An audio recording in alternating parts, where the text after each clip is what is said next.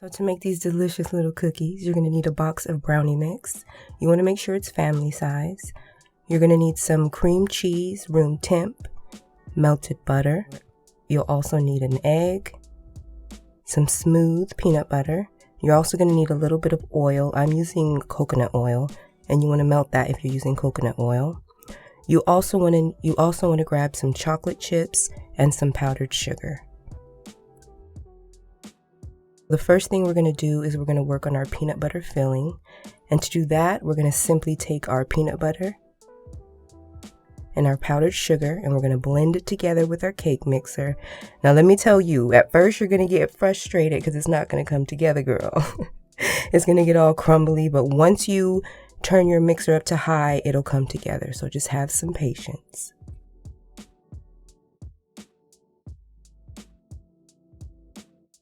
So we're going to go ahead and take that filling and we're going to roll out some little balls, just a bunch of little balls, about a half a tablespoon size. And we're going to set them aside. Next, we're going to work on the cookie part. So we're going to take our brownie mix, our melted butter, room temp cream cheese, and the egg.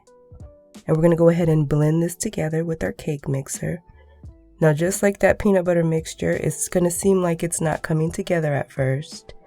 But just put in some elbow grease and have some patience and it'll come together. It's going to be a sticky dough.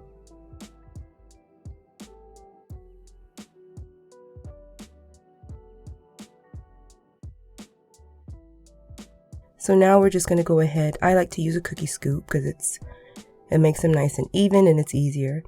So I'm going to go ahead and scoop my cookies out on a parchment lined cookie sheet. Now we want to build a little well in the middle for that peanut butter. So I just used the back of a measuring spoon and made a little well. And then we're going to go ahead and pop these in the oven and bake them at 350 from 10 to 12 minutes. Mine's took about 12 minutes. Now, once they come out of the oven, you want to immediately drop one peanut butter ball in the middle of each cookie. The heat from the cookie is going to help that peanut butter kind of melt and stick to the cookie. You also want to make sure you let your cookies sit on the pan for at least 10 minutes before you take them off your cookie sheet. So now it's time to make our chocolate ganache. We're going to go ahead and melt our chocolate and our oil together in the microwave. Heat it up for about 30 seconds, stir it, and heat it up for about 15 seconds. And keep doing that until it's melted and you can stir it and it's nice and smooth.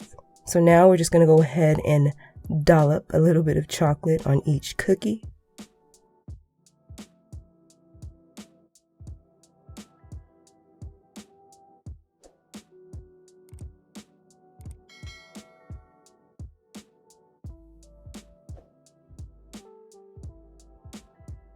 Once the chocolate has set, you guys, these remind me of a Reese's peanut butter cup brownie. These cookies are so good. This one I stuck in the fridge because I'm someone who likes cold chocolate. But this one is room temp. It's much more creamier. So good. You definitely should give them a try if you are a chocolate and peanut butter lover. Yum.